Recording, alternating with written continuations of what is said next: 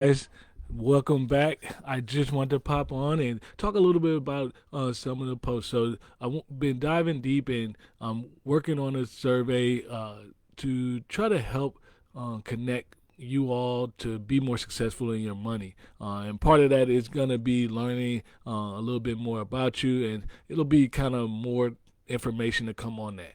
But wanted to talk to you about this obstacle that so many of us have with saving. And to be quite honest, so many people experience the same thing. But how do you get around that? What do you go through it, and how do you realize what your particular situation is? So real quick, I appreciate everyone who's in the group. I appreciate when you guys invite your friends and family to the group. You never know who could benefit from just a little bit of information that could potentially help change their situation, make their life financially a little bit easier. So if you have a moment, please like, share the video, share the group. If you're on YouTube, like, comment, do all those things because it really helps this information reach a lot more people on the platform. So without further ado, obviously, I'm gonna talk a little bit about the number one reason why people can't save money, and then if you have any questions, feel free to pop on. Feel free to ask those, all those different things. So the number one reason actually that people can't save money is expenses. Is it shocking? Not really, because obviously if you didn't have to pay things, you would be able to save money very easily. But the fact is, always we have to make a distinction between what's a lifestyle decision and what's a simple need decision. And when you're dealing with your money, you have to comb through and look at how you've made a need versus a lifestyle decision.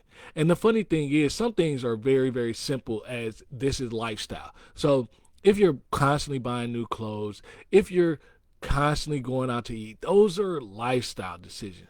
But what happens when your lifestyle creeps into the needs that you have? So, meaning maybe you can afford the house, you just bought more than you actually needed. Or maybe you have a car, but you bought a new straight off the dealership lot 2021 uh, car that's way too expensive for your budget. That's more lifestyle. You could have gotten a car a couple years old, maybe half the price, and it still would have given you all, likely it would have given you probably more options from a specs standpoint, meaning your sunroofs, your automatic starts, all those little bells and whistles that we all seem to love and make that ride a little bit more luxurious for us. But it would have been at a cheaper cost.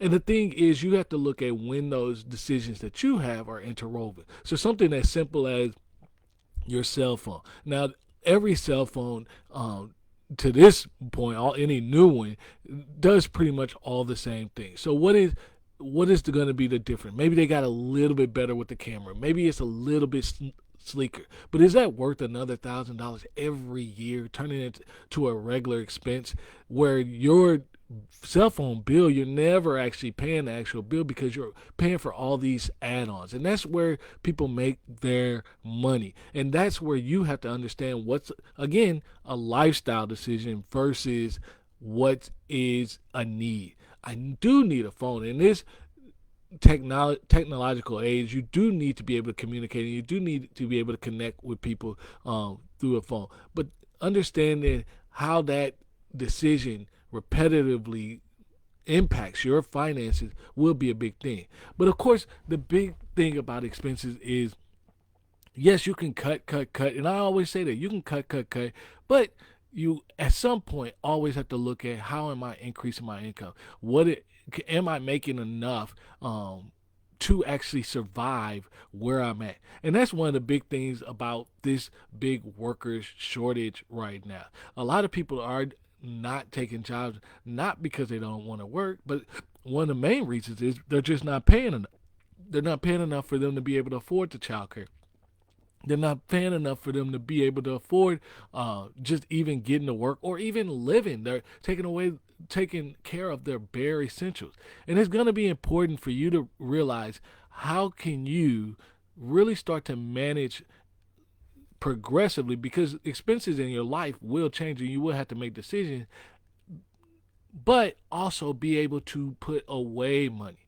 One in um, five people don't save for any of their short or long term goals. So let me help you make a little bit more clarity on that picture. So if you never save for your short or long term goals and you don't have any money socked away should there be an expense that come up, what's going to be the first thing that you do when you have to get a tire, when you have to get something replaced at your home, or unfortunately a kid's surprise came up, or even an unexpected hospital bill?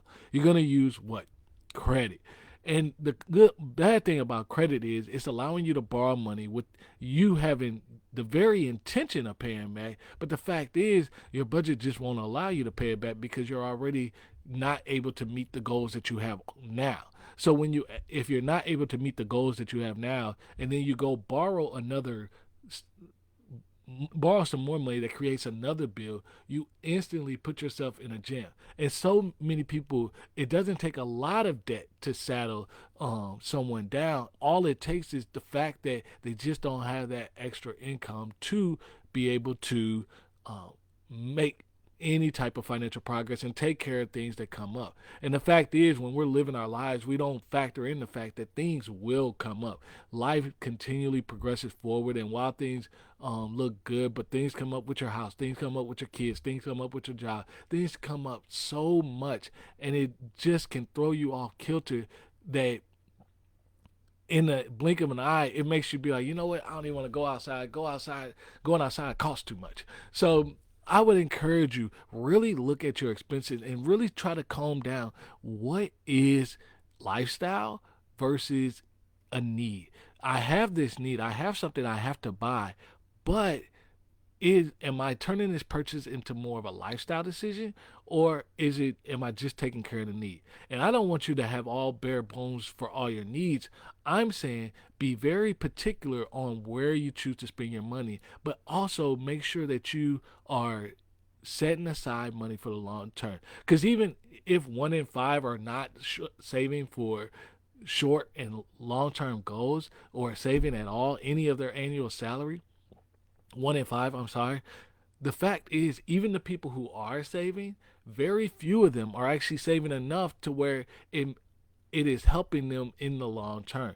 So essentially, if you've been putting in money, and then when it comes time for you to retire, or comes time for you to step away from the workforce, or even after you've been saving money, you still need to borrow money, then essentially the work you're doing about saving is a waste, because it doesn't prevent you from doing something that puts you, as far as borrowing, or puts you at a much longer strain. So I want to encourage you and tell you specifically, you have to look at things and look at every last line item of your budget and look at, okay, do I need this? Yes, no, maybe so.